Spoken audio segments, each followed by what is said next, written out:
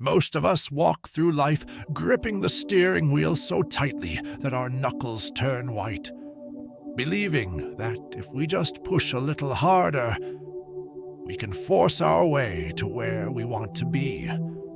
But what if the heaviness you feel isn't a sign that you're not trying enough? What if it's the quiet signal of a deeper current, a current you were never meant to fight against?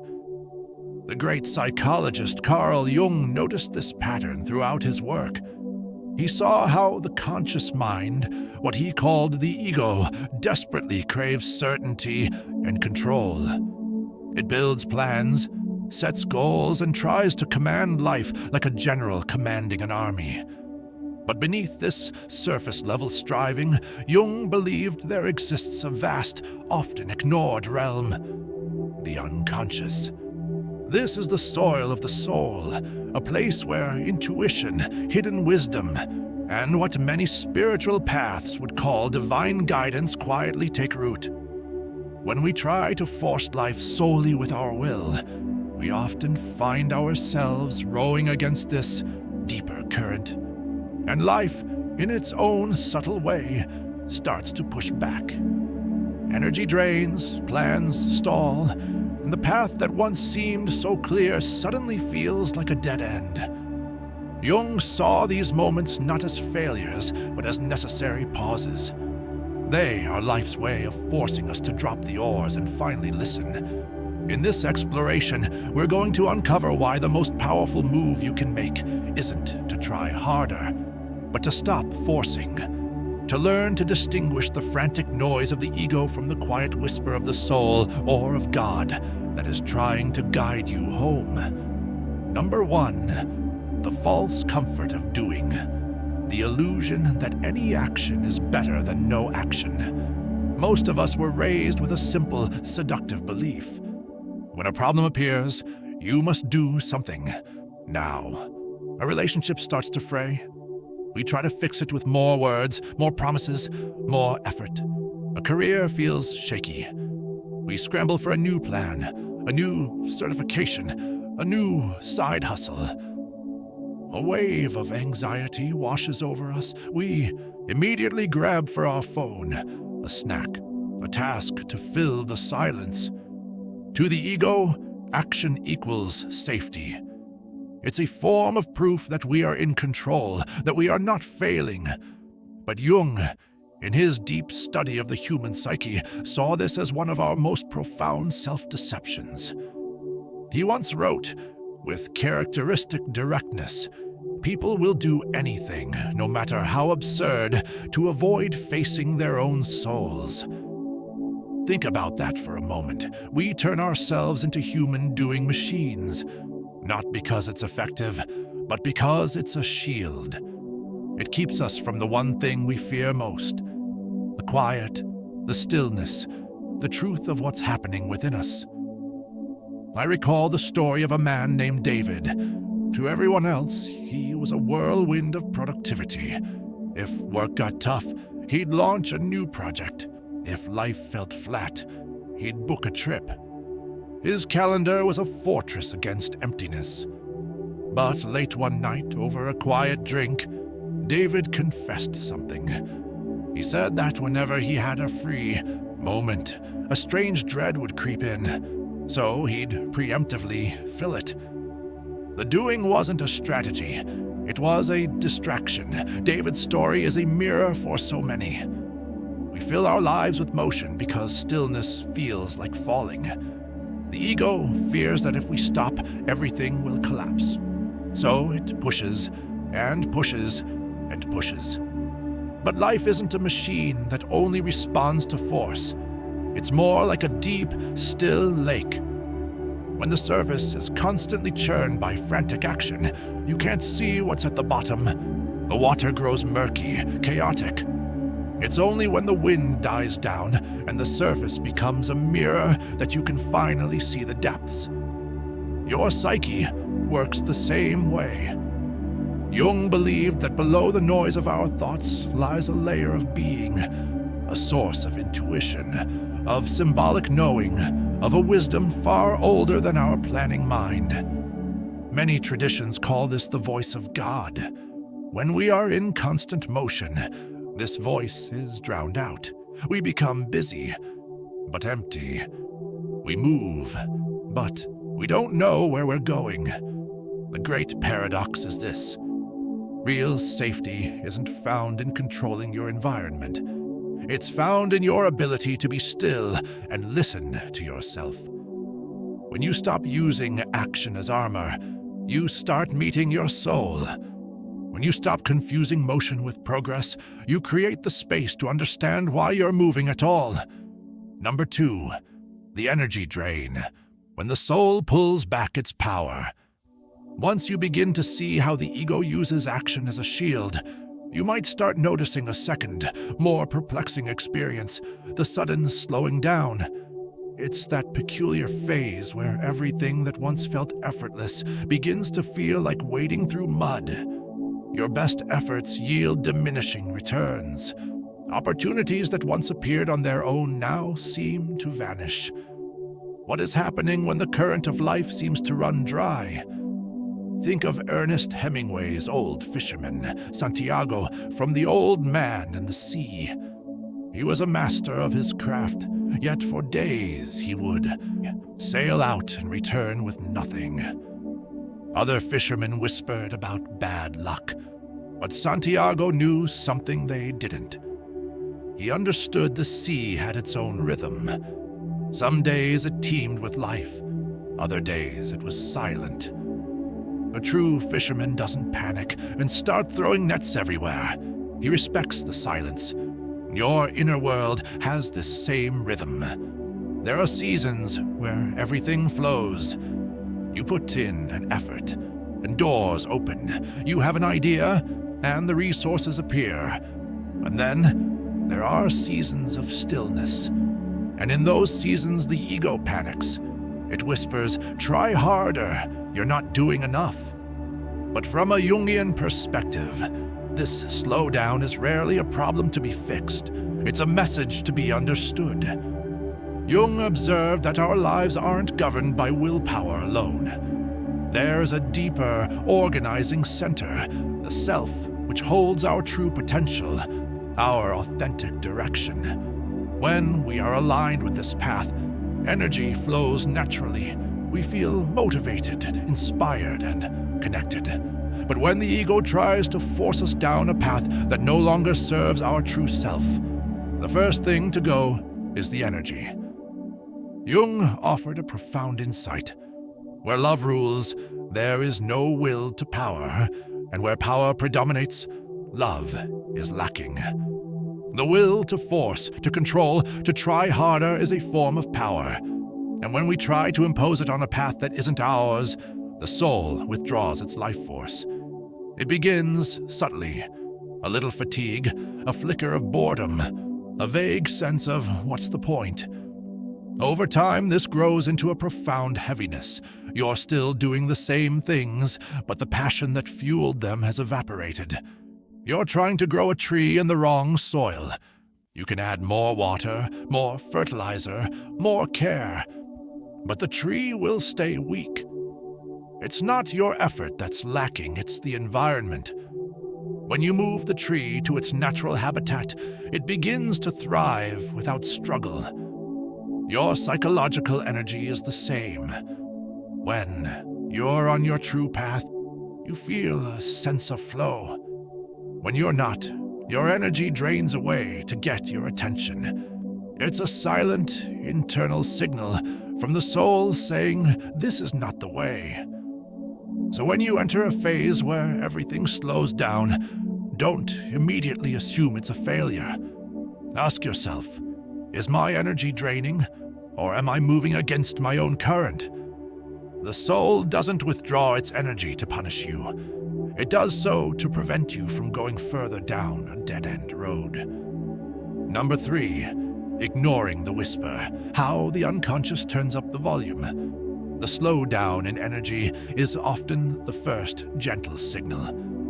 But what happens when we ignore it? What happens when we hear that whisper of discomfort and decide to just push through? From Jung's perspective, the psyche is always striving for balance. If the ego pulls us too far off course, the unconscious begins to send signals.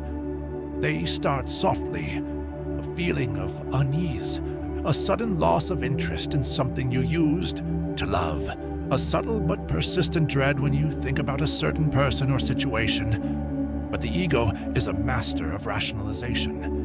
It explains these signals away with simple, convenient stories. I'm just tired. It's just a phase. I just need to push through this one last project. Jung warned about this with another famous quote. One does not become enlightened by imagining figures of light, but by making the darkness conscious.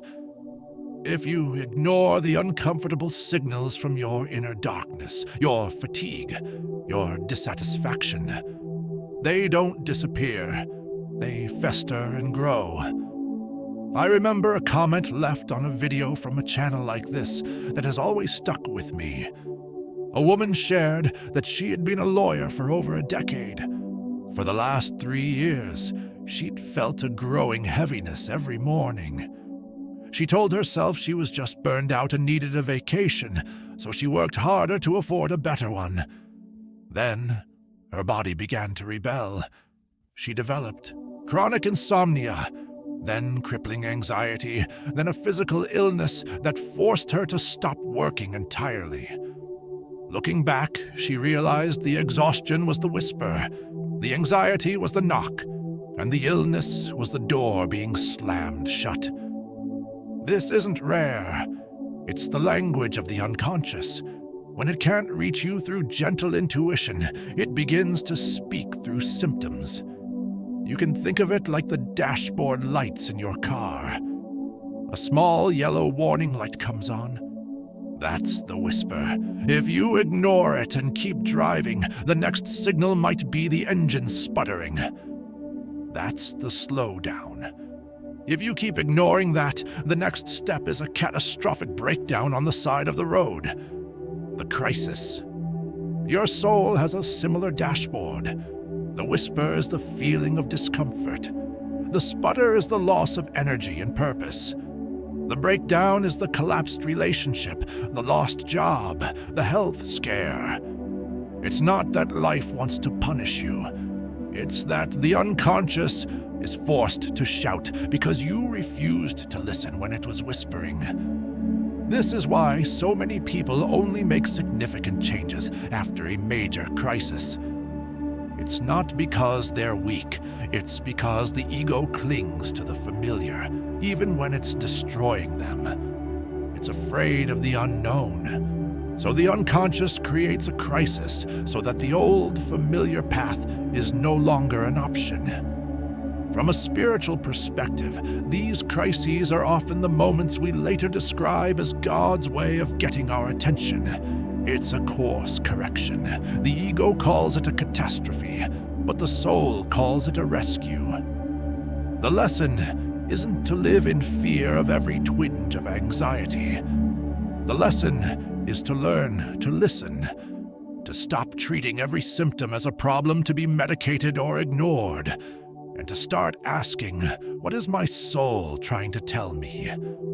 Number 4, the necessary breakdown. When the old structure has to fall, when the whispers have been ignored for too long, and the signs have been dismissed. Life sometimes has to do something more drastic. It has to dismantle the very structure you've built. A job you thought was secure vanishes. A relationship you thought would last forever ends. A dream you've been chasing for years suddenly proves hollow. To the ego, this is chaos, a total loss. But to the soul, this is the necessary clearing of the ground. Jung understood that growth is not a gentle, linear progression. He wrote, "There is no coming to consciousness without pain." This isn't a call to seek out suffering, but a recognition that profound transformation often requires the destruction of the old. You can't build a new house on a cracked foundation by simply repainting the walls. There's an ancient symbol for this: the phoenix. The phoenix doesn't just get a little tired and decide to take a nap. It is consumed by fire. Its old body, its old form must burn completely so that something new can rise from the ashes. The story isn't a tragedy. It's a metaphor for a necessary death. Modern science sees this pattern too. In neuroscience, when you learn a new skill, your brain doesn't just add new neural pathways on top of the old ones. It must first weaken and prune the old, irrelevant connections. This dismantling is a prerequisite for creating a stronger, more efficient network. Your psychological life follows the same principle.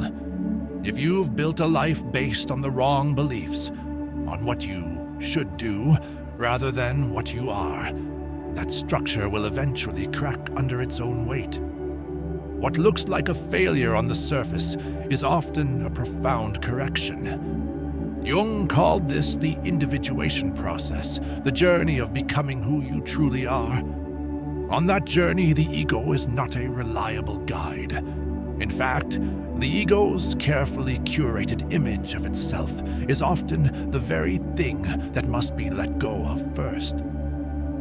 Imagine a building with a failing foundation. If you just keep painting the walls, you're only delaying the inevitable. The longer you delay, the more dangerous the collapse. A wise person doesn't wait for the entire building to crumble on top of them. They begin the dismantling process themselves, brick by brick, to build something stronger. The crisis, then, is just life forcing that dismantling when we are too afraid to do it ourselves. When people look back on these periods of collapse, they often find a strange sense of grace in them. They begin to feel that something was guiding the process. It's as if a force, which many would call God, was clearing away the paths that didn't belong to them, to make room for the one that did. Losing a job pushes you into the work you are meant to do. A relationship ending forces you to learn how to stand on your own. A dream failing teaches you what you truly value. Collapse isn't the end of the road. It's the brutal, beautiful turn you didn't know you needed. Number 5, synchronicity. When life starts to speak in meaningful coincidences, after the dust of the breakdown begins to settle and you've released the tight grip on your old plans, a new and subtle phenomenon often begins to appear. It's not a grand, divine announcement. It's smaller, quieter. It shows up as an uncanny meeting with the right person at the right time. A piece of information that appears exactly when you need it. An opportunity that presents itself right after you finally let go of a different path.